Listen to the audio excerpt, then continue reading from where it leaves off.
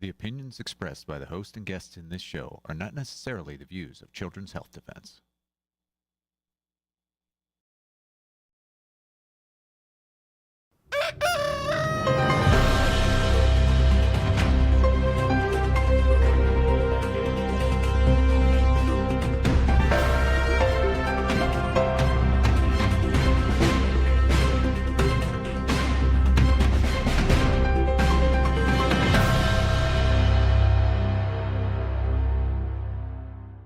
Good morning, America.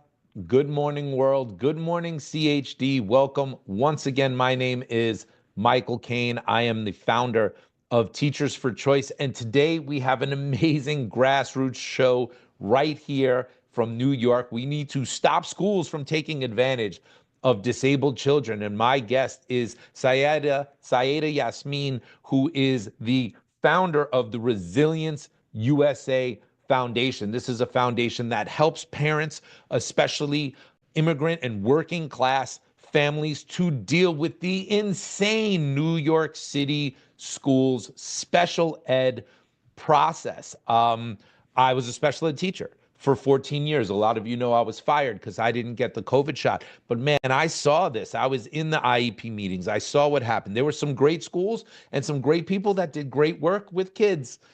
And not all of them are that way, and not every administrator is that way, and not everybody cares about kids. So thank God for Syeda. We're going to bring her on. She's going to talk about her own experience as a parent, and as well as all the families she's helping, and how you can get help too if you are caught up in New York City schools right now and you have a child with a disability. So this is going to be a great show. But first, as always, we are going to start with a little bit of news. New Yorkers, we are going back to Albany, May 14th. Mary Holland, Naomi Wolf, myself, Sujata Gibson, John Gilmore, Bobby Ann Cox, and many more to restore and reclaim our jobs, our exemptions, and our rights. That's May 14. Please save the date. Mark it off on your calendars. Get up to Albany if you can. And subscribe to the Teachers for Choice Substack. You could do that at teachersforchoice.org or teachersforchoice.substack.com to get all updates. We're having weekly meetings as we are gearing up to go there. We're going to have another one this Thursday. We're going to have one next week. So all my New Yorkers, you need to be on board for that. Recently, Mayor Adams and Mike Mulgrew, who Mulgrew heads the UFT union, announced they have 3,700 new teaching positions in New York City schools. They also have 2,300 special ed teacher positions unfilled right now. And they are not talking about reinstating unvaccinated workers in any way. So we wrote an open letter to Michael Mulgrew and to Eric Adams. Over 500 New York City educators and other workers signed this. There's over 30,000 views of this on X, formerly Twitter, right now. And we are going to keep making noise about this. How can they possibly not reinstate those of us who are experienced teachers, tenured teachers, like myself, who I've worked as a special ed teacher for a very long time? No. They're going to hire brand new, unexperienced, cheap teachers that don't have the training. That's what they're set to do. So pay attention to that. We're going to keep raising the alarm about that one. And as we're going up to Albany, we have an interesting bill to pay attention to from Brad Hoylman called the RFK Jr. Act. Brad Hoylman's Dangerous RFK Jr. Act gained support in Albany. You see a funny cartoon. That's Brad Hoylman spying on New Yorkers and their medical records. This act would make it mandatory for anybody who got a vaccine as an adult to have that shot tracked in a mandatory adult database system. And we all know the reason for tracking those who get shots is to know who didn't get them and then to punish them. So you can't access school, you can't access work. You can't get a slice of pizza. Guys, you remember that? You remember that during COVID when we couldn't go into libraries and pizza shops without showing our papers? So that's one of the bills we're rallying about in Albany. This was amazing to see. I hope a lot of my viewers have already seen this. Robert F. Kennedy Jr. was on Fox News the other day and said something. I've heard Bobby Kennedy say this for over 10 years, and he has not said this yet, as Secretary of Health and Human Services, but he finally did say it. I'm not going to steal it from him. Let's listen to Bobby. Let's show that clip. The studies that they did were very, very narrow, and there were about 17 studies. The Institute of Medicine, which is part of the National Academy of Sciences, says that 14 of those studies are invalid. And the biggest weakness in those studies is they never studied vaccinated versus unvaccinated group, which is the only way that you can really make this determination. And more importantly, none of the vaccines that are given to children during the first 6 months of life were ever studied. We're going to look at vaccines, but we're going to look at everything. Everything is on the table: our food system, our water, our air, different ways of parenting, all the kind of changes that may have triggered this epidemic. It is an epidemic. Epidemics are not caused by genes. Genes can provide a vulnerability, but you need an environmental toxin. So we know that it is an environmental toxin that is causing this cataclysm. And we are going to identify it. We are narrowly focused on identifying it and using as many scientists as we can from universities and research centers all over the world to focus them through NIH, through Jay Bhattacharya, to focus them on answering this question. Wow. So he says by September of this year, Robert F. Kennedy Jr. is saying we will know what has caused this astronomical rise in autism in our country. And he said the key thing we need to do that's never been done is a study that analyzes vaccinated children versus unvaccinated children. And as he said, that has never been done before on a major level. It's been done by some independent doctors, but not in a government-backed study. So this is groundbreaking. This is amazing to see Bobby Kennedy saying that. Stay tuned. We'll see what comes next out of this. States are banning vaccine mandates. States echo RFK Jr. agenda and push for ban on vaccine mandates. Idaho is the first state ever to ban medical mandates. You cannot have medical mandates in Idaho with very, very rare exceptions. And this article gives you a map of where there's pending legislation to either curtail mRNA vaccines, curb mandates for mRNA, or requires mRNA food labeling of it as well, too. You could even see in New York, in my state, a deep blue state, it still does have legislation like this pending. And what we're seeing is a shift in the consciousness of all Americans around mandates. Mandates is an arcane, outdated way of addressing public health. It's an old 19th century concept. We no longer need this way. We need a new way to address public health and making America healthy and keeping us healthy. And the last piece of news, the Independent Medical Association has just put out a petition that I fully support. The CDC lost critical mRNA vaccine injury data, and the public deserves to know why. Sign the petition to demand answers, transparency, and action. Whoops, we lost it. We don't know where it is. We're sorry, man. How come this happens with medical data? It's happening at the federal level. I've seen it happen with parents. I've seen it happen with individuals in their own doctor's offices or in schools. That important data gets lost. Oh, that would have helped the parent and would have helped the child. Sign that petition. The link will be in the show notes. Definitely spread that around. Oh, I forgot to say this at the top of the hour. At the top of this broadcast, the Geoengineering Report comes after us, and then the Autism People's report of the day is going to be here. April being Autism Month, we've been focusing in on this in a major way as well, too. Okay, so right before I bring my guest up, I just want to bring up, I met her when I spoke recently at the Queens Village Republican Club. I was invited to go there. I spoke about Maha. I spoke about Robert F. Kennedy Jr. And all of those things. And this woman shot up and heard me talking as a former teacher. And she basically said, NYC schools are a mess. and we had a side conversation about it. And then she told me about her organization. And I was really just blown away. got on a meeting with her, asked her to come on here, and she was like, yes, let's do it right away. Just a really, really inspiring grassroots activist and mother. We have Syeda Yeasmin. Syeda, thank you so much for joining us this morning. How are you today? Good. Thanks for asking. Thank you. It's a great opportunity to come to your show. And yes, and I'm lucky to have this opportunity. And yeah.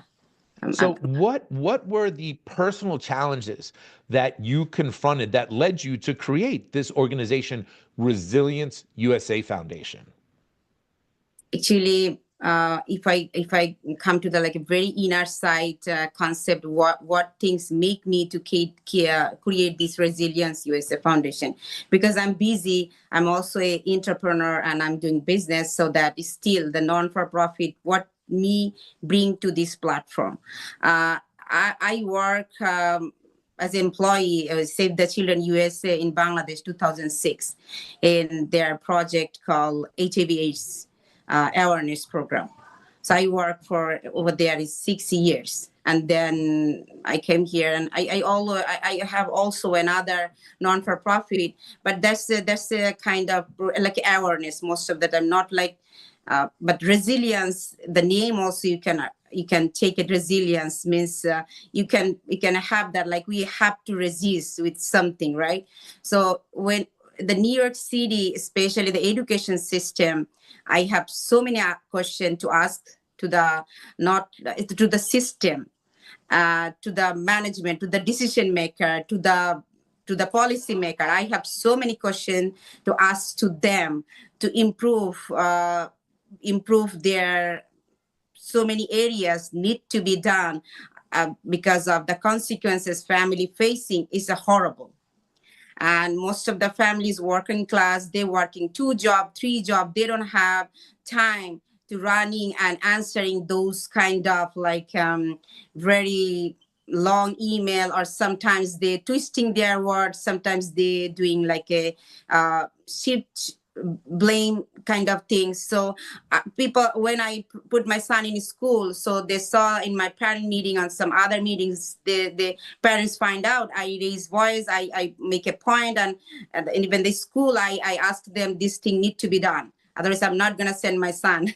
So after the meeting, parents are come to me, and they show, sometimes they start crying with so many messages, so many emails. So I start working, and finally I find out it's not like I need to create an organization so that I can help more people.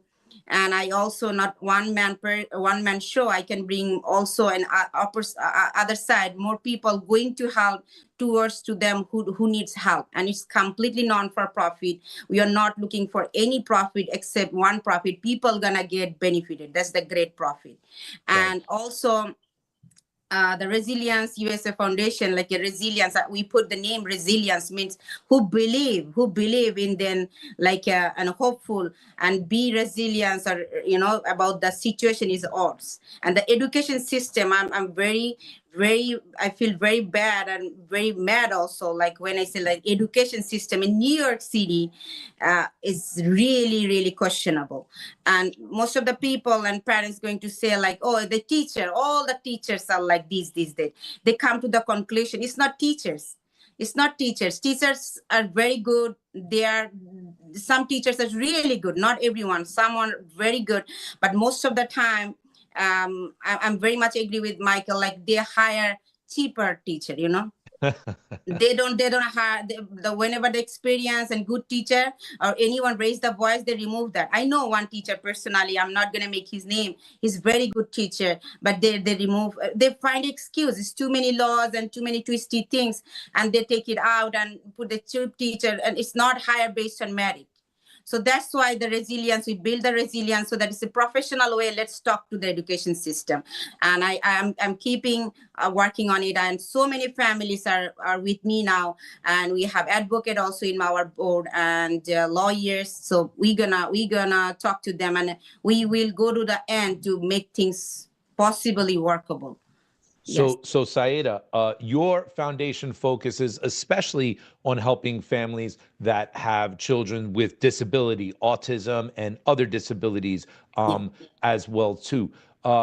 as a mother yourself, do you believe the current education system in New York City serves the families well, especially those that have children with special needs?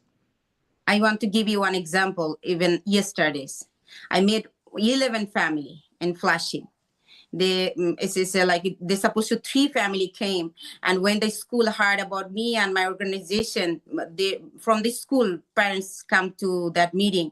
Another parent, they all together 11 families, and one family show me one email, and then it's really she starts crying, and she doing job in Dunkin' Donuts, and her husband is working.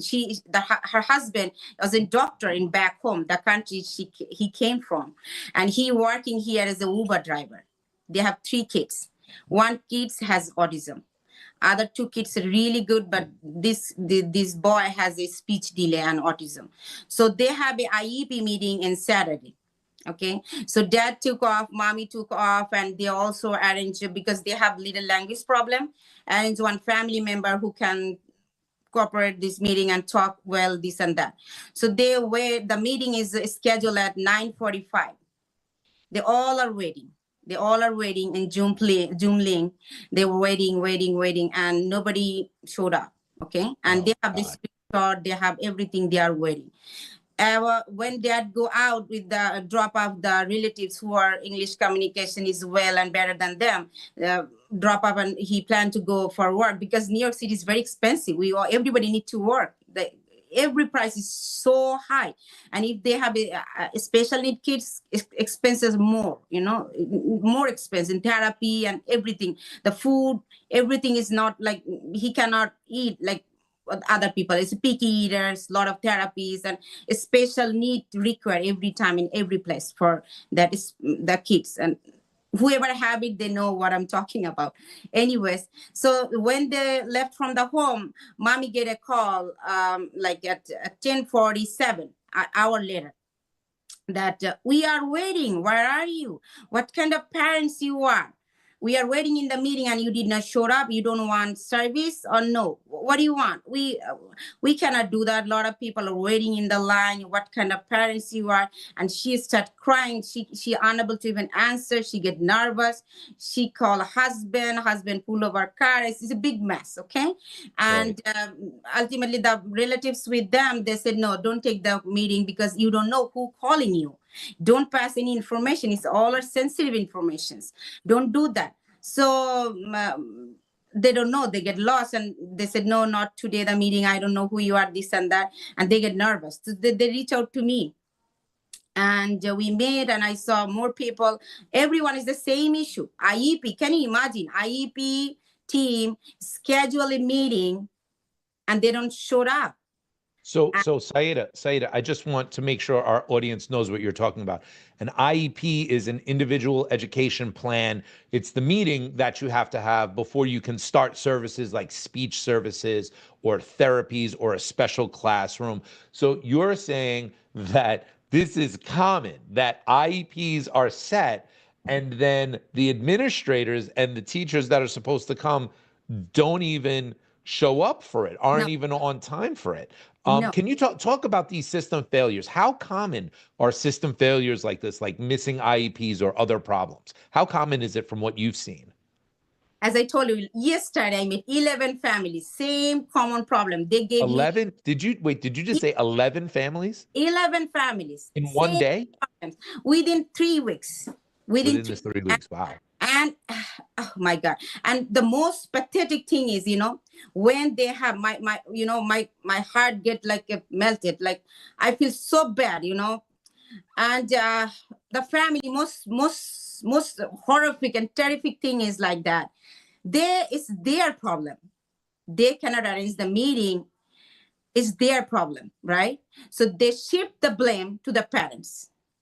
Parents is already busy, and they're doing everything, whatever they do to make comfortable to other typical kids and the special need kids. It's like very challenging. 2 kids are typical and 1 kids are special need. It's very difficult. Trust me. Mommy and daddy need to cut pieces themselves every day. It's very tough. so that still the IEP who are getting paid for their job, they're calling, who is not doing their job professionally, and they shift their blame to the family, to the parents. Right. And also threat them, or the way they talk is disrespectful. I sometimes when I talk to them, I just educate them, all, not only just how they're going to deal this problem, also I teach them or give them few lines also. I teach them, like, when they do this to you, tell them it's not charity. This is your right. You're practicing your right, being an American. Nobody doing charity. And if anybody talk to you like that, like, oh, you don't want your child services, you should tell in return, like, you know what, you cannot threat me. This is my child education rights, and you cannot threat me. Yeah, And absolutely. Syeda, they to don't know how to me, talk even. Yes. to me, when I'm seeing what you're saying, it sounds to me like this is a trick, because Yes. out of those 11 families, there's probably really more like 31 families, but only 11 reached out to you for help. They might be able to trick those other families into not getting services at all, and then New York City saves money. That's what it feels almost like it's on purpose to try to save money. Save money, one thing. Another thing I saw, even I went so many meetings to talk with them, because one time I also ran for the education counselor. So I know that I went so many meetings, and I went there. I know that, like, like what's going on here. They don't hire people. They means like education system. I mentioned it, the education system don't hire people based on merit. Merit is very requirement, merit is very basic for education system, because they teach people, they need merit. It's not like folding a cloth in laundromat. You don't need a merit. I'm respectful to everyone. When it's education system, they need to hire people who can teach other, They hire people. If you go to the classroom, even I went, my son of few classroom when my son go to school. Now I don't put him in school. That portion I'll come later. So that I went there. Most of the para, I feel like they need like a counseling. Most of the para are divorced, and they're talking in themselves, in their own language. With the kids, they are 6-year, 7-year kids. They're playing. Sometimes they're yelling at it because they're frustrated. They're frustrated. So even they don't get even good training, or I don't know, they just come to the job. And so many, what's the painful thing is, so many qualified people, they don't get a job, They don't get a job. I know at least thousands of people, they're educated, they are graduates, they are not getting job. They are keep sending their resume, keep training this and that. They are not getting job. Yeah, Syeda, especially during COVID, one of the things they did is, if you didn't get the vaccine, they fired thousands of us. But then they brought teachers in that just had high school diplomas to fill the gap. And it's a constant race to the bottom in New York City school system. And speaking of that, you had just brought up, you don't have your child in school anymore. You are now homeschooling. Can you talk about that, and also talk about how realistic is that, especially for immigrant families, working class families? How realistic is it that everybody could take that option? This is a very good question. And trust me, this question nowadays I get every day from so many families, not only immigrants. I get most of them, even I have one friend in doctor, she's working in NYU Langone. She asked me other day, like, what he thinks, like, and because she's find out, like, my son is getting improving. He is more confident. And yes. So most of the people are asking me, like, is it working in real world homeschooling? Because my question is yes. And it's challenge, yes, it's very difficult, like as a mother, now I'm running a non-for-profit. I'm doing my business, my job, and also I run a school. That school have one student only, my son.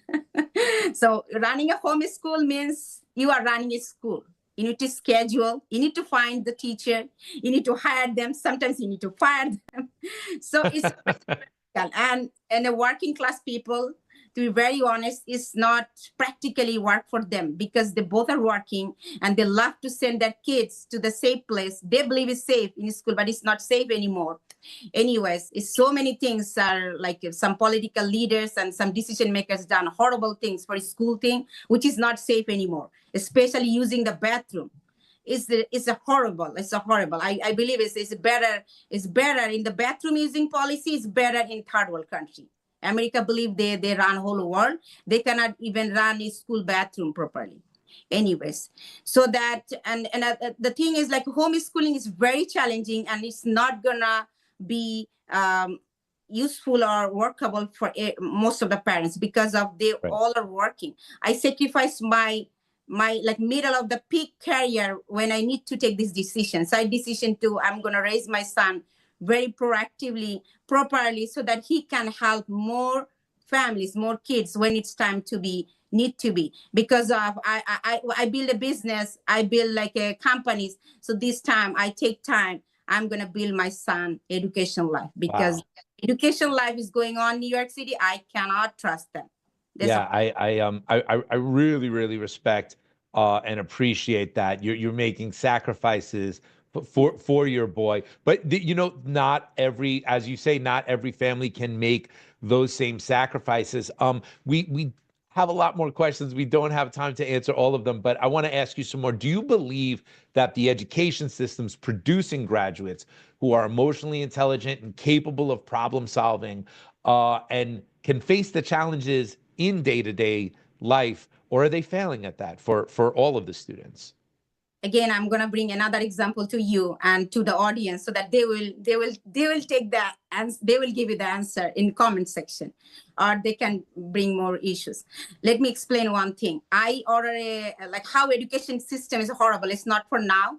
I believe it's like maybe for so long, and they are very much backdated as I feel, you know, and the system is not like we are talking about like elementary school or middle school. It's not like that.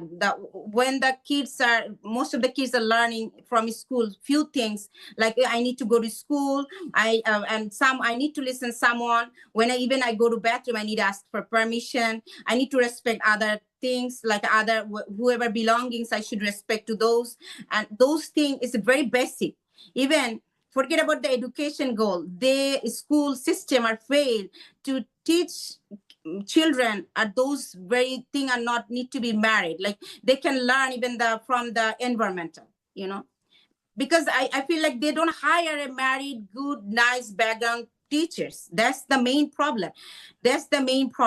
So whoever go over there, they come with the frustration, no married, nothing, just go over there because of some kind of classification, they get the job. Their lives are matter, so they get the job. Anyways, some other people, they believe lives doesn't matter. It's big because of so many things, and I'm not gonna go that detail. Anyways, so the thing is, like, I'm gonna give one example. I placed an order in Verizon. It's December 17, 2024. I placed this order for me and my family. It's like a 4 cell phone together and 1 iPad. Okay, and that was my son reward. I tell him because he can write a big paragraph and he's learned his song. He knows the piano. So I said, okay, this is a reward for him. So I ordered this order, and after 2 days, I get a notification that the product is sent. And I said, it's not me. And after like a half an hour, I get an email because I have my Verizon app. Somebody activated all the phones. So I was so scared, and I reached out to Verizon. Okay, that time, December, you know how many events that time during that schedule, like everything is closing, the business, this dinner, that dinner. And I was very frustrated and scared because the world is like full of monster nowadays. So somebody have my phone and they activated. I said, what should I do? I get scared. And I reached out to my husband, and he said, like, you know, we should call to the Verizon. We both called, and I spent hours and hours. And, and you can remember, 1 hour means it's a lot of money for us. Oh, sure. For me too. No, yeah, I totally understand it. And yeah, I guess you're right. When we run into these problems in the real world, it really is a reflection of the education system and how these workers were prepared yes. to be in their jobs. Yeah. gonna feel like they're upper management, but they don't understand very simple thing. They cannot think a critical thinking. They cannot solve very No, simple education. I understand exactly what you're saying. Let's bring it back now to the actual school systems itself. What do you feel about the reliance on standardized testing and how much paperwork is in the school systems today? Oh my God, the paperwork like you're gonna buy a home, like that kind of paperwork. You're right. I remember it when I was a teacher. It was way too much. Yeah. It's huge. And you know what things bother me, especially the medical documentation. That's I'm agreed with you that should not be too much restriction in the school. It's my choice. I should give the vaccine to my son or not. Which year I should give the vaccine and not. Some year I don't want to. Some year, but that's mandatory. You have to. It's a big business. I feel it's a business. And and the education system is like I believe it's towards like their intention is not prepare the system. I'm not talking about teachers. Lot of teachers I met the good teacher and bad teacher too. So some teachers are like angel. So many good teacher, experienced teacher, but they don't get the opportunity. That's the problem. Anyways, the problem is the paperwork. It's too much paperwork, and sometimes your son go to school and it could be returned because of some silly paperwork, not like a major paperwork. Okay, it's reasonable, it's acceptable, but it's maybe silly, maybe very silly. How could I say? Like one time I experienced, he went to the school and I go for meeting. I get in the meeting, I get a call. You need to pick up first your son. I said, why? What happened? And they said, no, he don't bring his paper. Like that time I mentioned, like in allergy season, he took Benadryl. Most of the kids took it for as needed.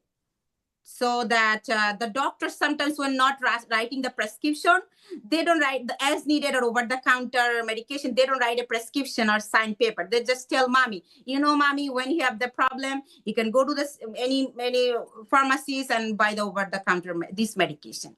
So I mentioned in the paper in written, and they said, no, doctor need to sign, give me this, that. I said, that doctor don't give it to this and this. I said, no, mommy, you mentioned the paper, you tell like as needed, because we need to sign and written so many things for children.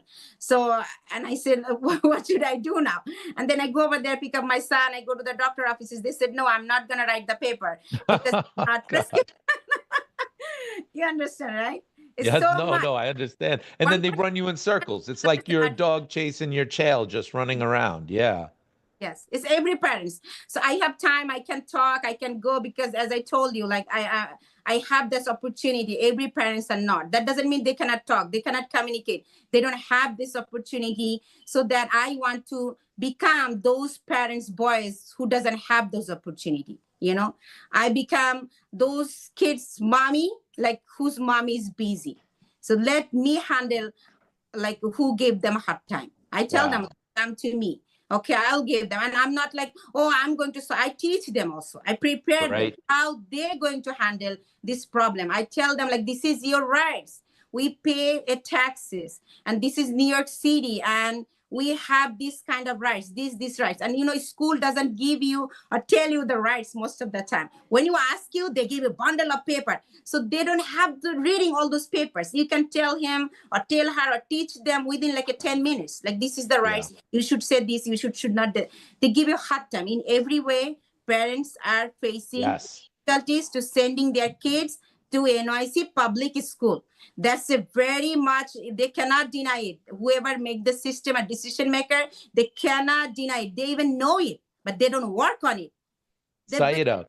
Okay, they're minor. We can deal with that. But I'm going to tell you with you from your shows, through your shows, like, this world change in so many positive way, and all the minors make this change, So Syeda, we're just about out of time, but to wrap up here, I want you to say specifically, what are the changes you think the school system needs to make, and what would a really truly resilient and prosperous education system look like to you? Let's end on that. Okay, first of all, like first thing I want to tell to education system need to be fair and honest, and higher, like based on merit, and also education system should be out of politics. That's my my wish, and are we gonna work on that? We're gonna write the petitions. Look at that, like you and I know one teacher. She's like my favorite teacher for my son. She also not get the vaccinated in the during the COVID time, and she was out of the school system, fired, and she ever never come back.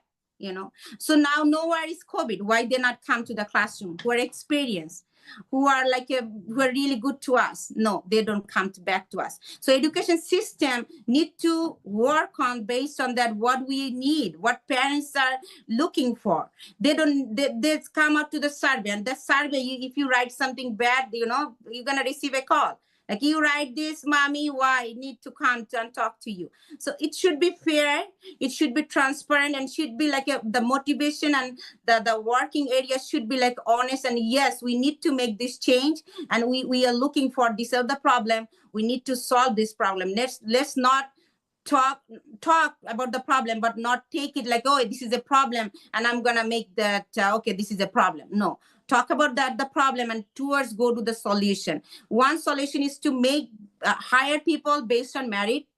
The second, I believe the classroom is too big, like 30 students in one classroom, one teacher. It's called two para, but not two para, and para is para. I believe they don't know even nothing. Sometimes they cannot speak English. They also be in para.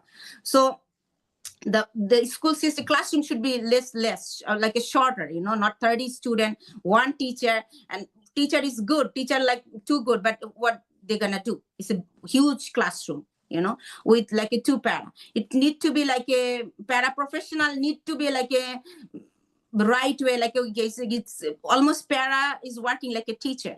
So it's show like a little bit, take it a little bit serious way, like a paraprofessional, also kind of teacher, assistant teacher. So create those job responsibility, create those benefits and salaries is like that. Somebody wants to be a para too, like somebody wants to be a teacher the same way. And more para required to the classroom. Also talk to the parents, or sometimes it's so many, like the way I talk, so many parents also have nowadays. I know a lot of parents have their own community group. They start talking because when kids get hurt, you know, we forget everything. We want to make a point. So listen to the parents, listen to the grassroots activists who really want to change based on the problem. They want to make the solution. Listen to us, what we are, and so many parents are with us. Talk to us and make a list. What's the problem? What are the real problem? You believe that's not a problem, but that is a problem. Working on that, and not take the classroom and school safer for our children, you know, so that like me, no parents believe or feel like that school are not safe anymore. Even my son cannot go to the bathroom because of the bathroom policy. Don't go or take politics too much inside the school or classroom education system. Please, that is excellent. Out of the politics. That will be fine, because whoever come and they make some crazy system change in the, because look at the bathroom policy. Look at the girls can play in the boys can play in the girls section. This is crazy. This is insane. I cannot girls is going and some boy gonna punch him. Syeda, I really firmly agree that we need to get politics out of the classroom. We don't need anybody's politics taking over. What we need is to teach kids how to think, not what to think. We don't have to put into their heads ideas and demand that they give us those ideas back, as opposed to thinking about it and maybe challenging us.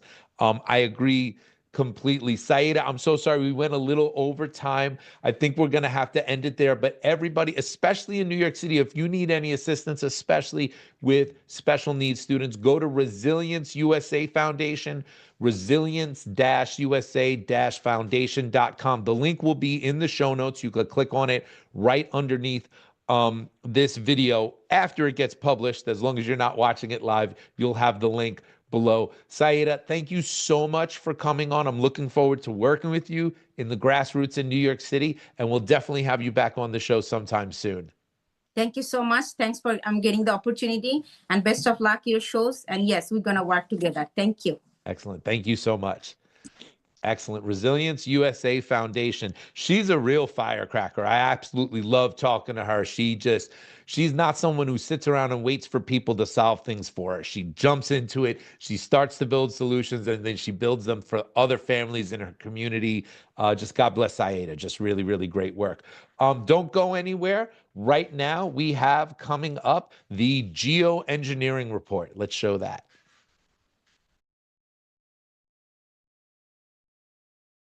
I'm Claire Dooley. You're watching CHD TV, and this is the Geoengineering Report, where we identify the threat in the skies.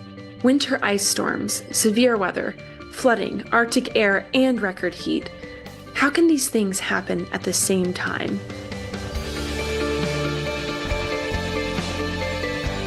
Meteorologists have dubbed this phenomenon a kitchen sink weather pattern, while some call it weather warfare. Our expert, Dane Wigington from geoengineeringwatch.org, takes a hard look at the kitchen sink weather pattern and puts the pieces of the puzzle together. Kitchen sink weather pattern delivering winter storms, severe weather, flooding, Arctic air, and record heat. Now, do they control all these things individually, or does one cause the other?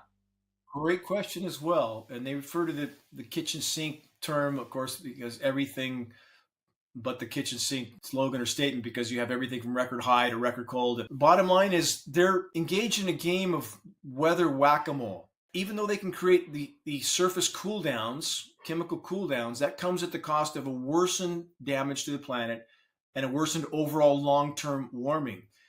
In the case of the extreme high pressure heat domes, and we hear that term a lot now, high pressure heat dome, frequency transmissions are being used as a part of these operations. They can manipulate the particulates that are being dispersed in the atmosphere, and they can superheat layers of the atmosphere like the ionosphere. That's why they're called ionosphere heaters. These are patented facilities like HARP in Alaska. That's one. So in order to steer the upper level wind currents and thus direct the moisture flows where they want it, wherever they might want to chemically cool a region, underneath that high pressure heat dome, especially in the summer months, that's compressing air. As you heat the ionosphere, it causes the atmosphere to expand up and down. The downward push is a high pressure heat dome. It compresses that air on the surface and you get extraordinarily high temperatures. What happens when we get a heat wave is that we have one of these high pressure systems that basically stops moving. So it stops propagating towards the east and it becomes roughly stationary and just stays in one place. And if it's strong enough and stays in place for long enough, you can get these very extreme temperatures. The trapped high pressure system acts like a lid, evaporating clouds and bringing clear skies. Normally, the moisture in the soil and plants moderates heat as it evaporates. But if the high pressure system stays stuck in place long enough, this moisture gets depleted and the sun's energy goes directly into heating the air and temperatures skyrocket. In fact, Polly, many people don't know we've had temperatures even last summer, northern hemisphere in places like Dubai, we had heat index temperatures of 155 degrees. How many Americans know that? Because now we have humidity in this equation, which we didn't have before because the planet is definitely warming. And so we have a combination of heat and humidity that we have never seen before in human existence. We had temperatures higher than that in Iran, I believe, hit 162 or 4 degree heat index. We're talking about temperatures where humans can't survive any longer. So again, in the attempt to mask the damage being done to the planet, much of which was from climate engineering, again, using weather as a weapon for 3/4 of a century plus, what does the military-industrial complex do? They double down, just like the pharmaceutical approach to the human body. Take this for that symptom, and here's 20 other side effects, and here's 20 other pharmaceuticals that cause 100 other symptoms. It's that mentality. All they know how to do is double down when the damage, much of which has come from what they're doing in the first place, begins to manifest. They simply do more.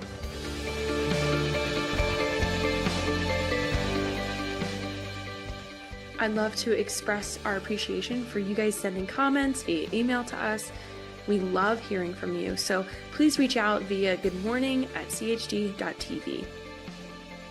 Thanks so much for watching, and we'll see you next time on CHD TV.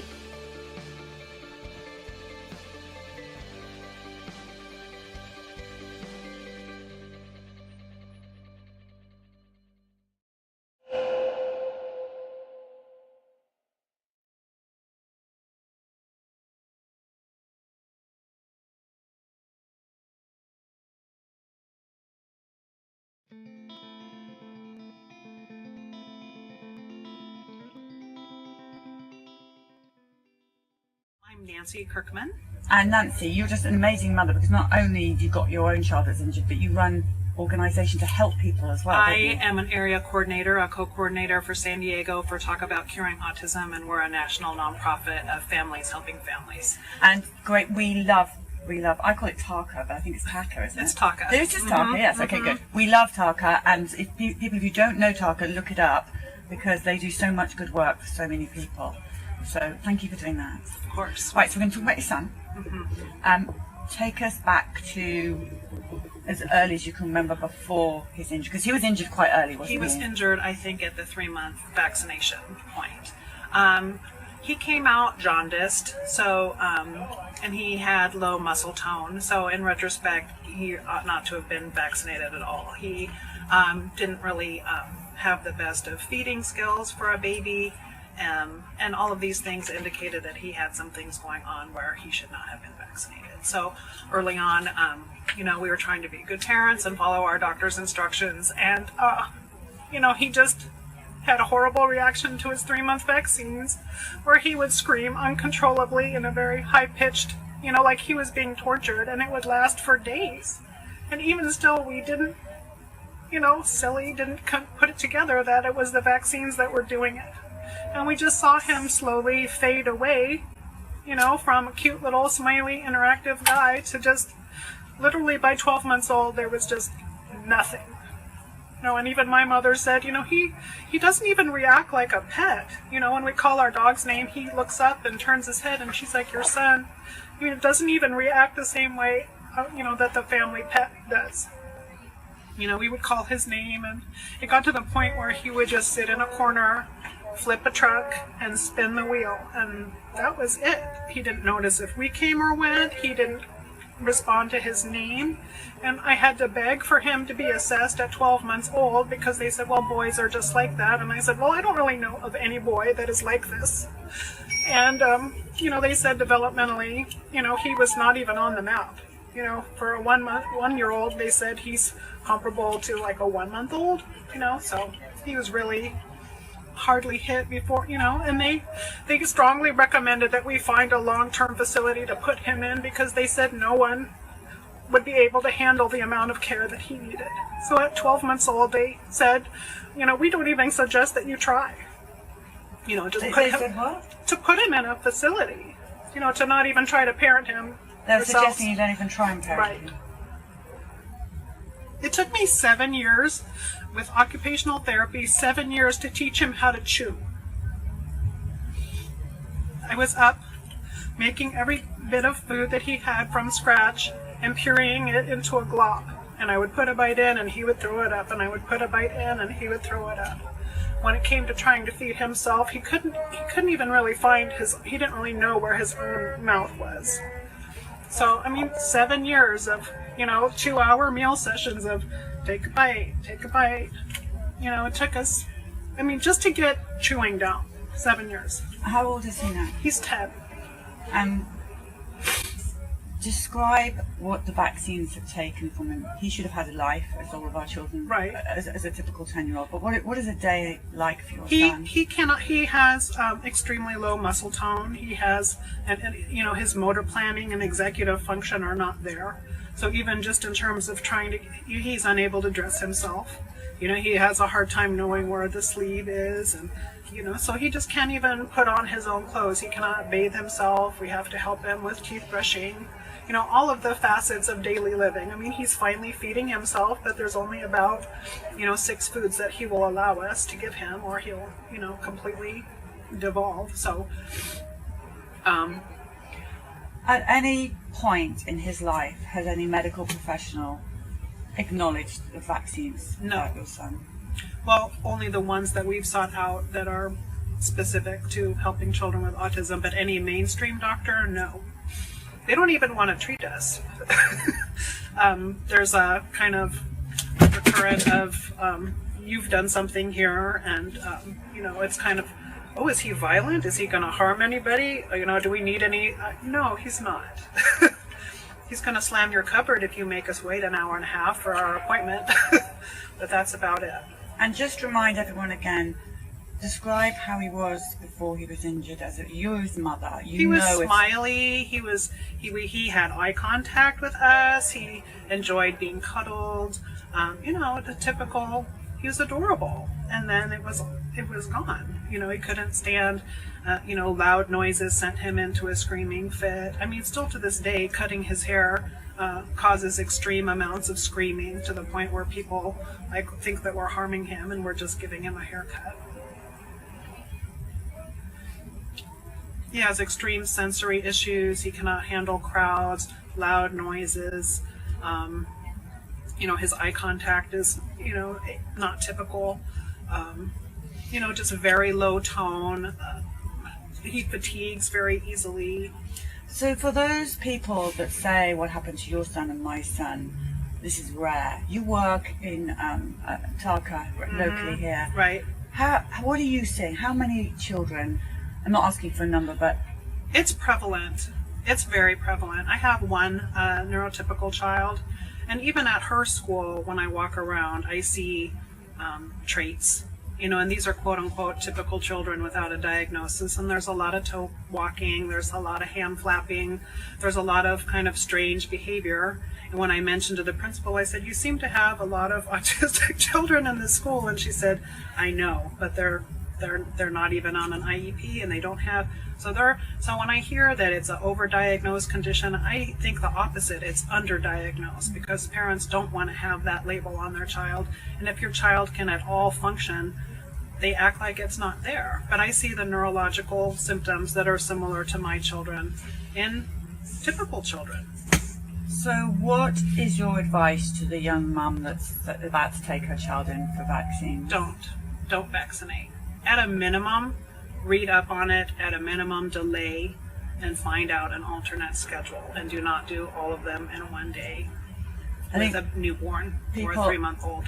Underestimate what life is like living with severe vaccine injury. They don't understand what it's like for us, and we seem like we're coping reasonably well, and they don't understand the length and breadth of it. I mean, teaching 7 years to teach someone how to chew.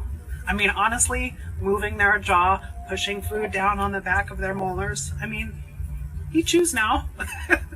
He does. You are an amazing person. You're an amazing mother, and we're just so grateful for the work that you do for us. I can see you've got so much pain there. It breaks my heart to see that. I'm really sorry. Look, come here.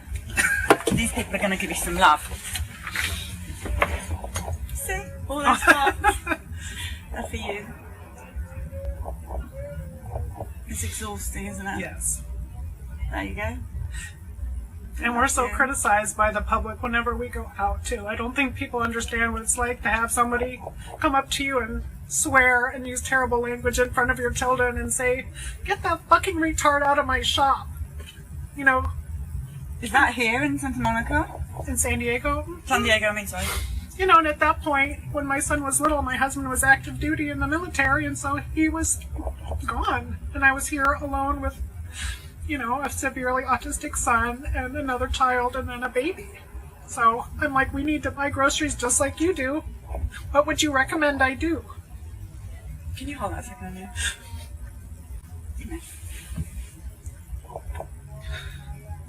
We have to be out in public just like everybody else does. And we have to stick together. All of us, everybody, Periscope, Autism Mothers, we are vaxxed. We have to stick together. We cannot allow this. We cannot allow people to call our children those names. We keep telling our stories, and we're going to band together, and we're going to live together and build futures together.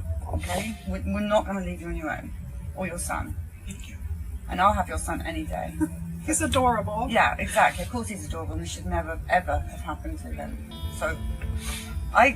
this woman has so much pain. It's so sad. These hugs or love is from everybody, okay? They're not here to give you love, but they know your face now. So if they pass you in the street, you might get some random hugs. Should we go and put his name on that? Yes, please. Yes. Thank you. Okay, your son's number is 4695. Okay. Now, pen. Here. This is my Jesus spot. Thank you very much. I don't know who gave me that. I can't remember, but whoever it was, I love you. Pens, right. 4695. You ready? Yes. So let's go and find a spot for that. Now be very careful coming out of here. You can see that.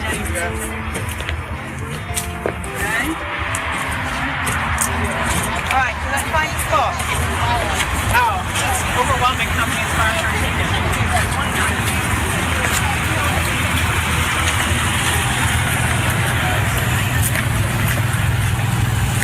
The bus is very dirty.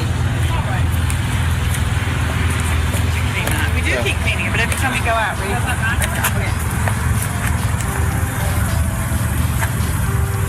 Next is the lovely Stephen Williams.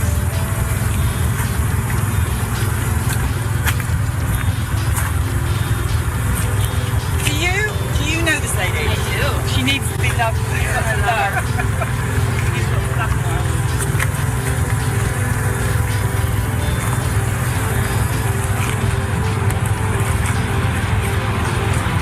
Okay, we're coming off social media. Back on again in 2 seconds with another story. Thank you, guys. Upset over this. We will always be upset over this. I don't think I realized.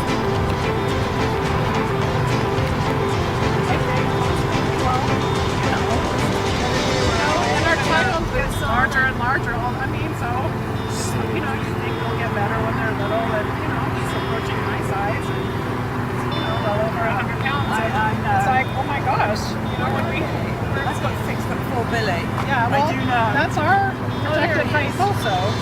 If we're lucky, it'll only be that.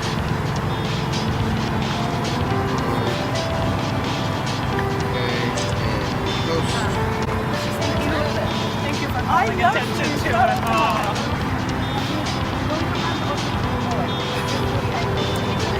I would love to. Thank you, Janice. It's just, it's hard.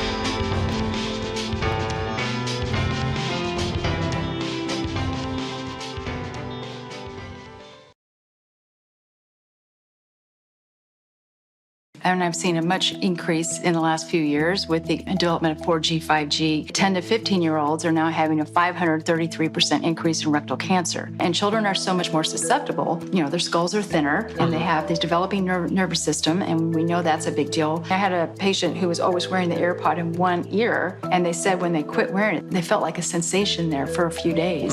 Join 18 EMF experts from April 10 to 15 at the 2025 EMF Hazard Summit. Discover how to reduce risks from AirPods, smartphones, Wi-Fi, and other sources of EMF exposure. Your children and grandchildren are counting on you. To register, visit emfhazards.com.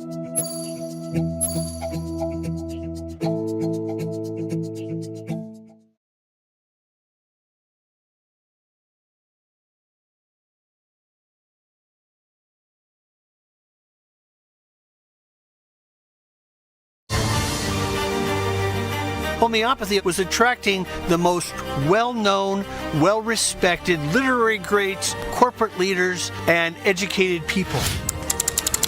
The important part is, does the stuff work?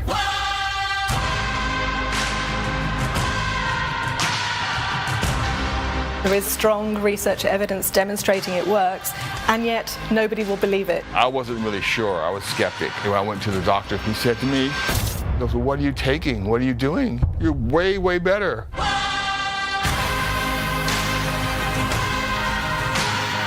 Homeopathy will effectively restore health rather than simply put a Band-Aid on their symptoms. This is the medicine of the future. This is the medicine we've all been waiting for.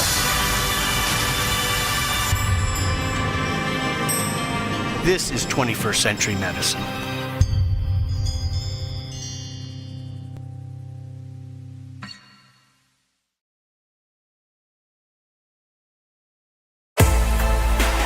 You're watching CHD TV, bringing you up-to-the-minute programming you won't see anywhere else. All of our shows are completely user-supported and rely on generous support from viewers like you. Every dollar you give helps us broadcast the truth to countless viewers around the world. This is incredibly important, world-shaking stuff that's going on right now. Health is now going to become the searching out and the dealing with pandemics. This is the grossest violation of the Nuremberg Code. This is total control, and we reject it. We embrace freedom. We have now people in positions of medical authority who are directly lying to the American public and the public at large. There's a bigger agenda driving this, and this agenda is about life and death. You guys have been proven right. It's unreal. I'm never taking another vaccine again in my whole life. Please consider making a contribution today to keep this one-of-a-kind programming going strong. Thank you.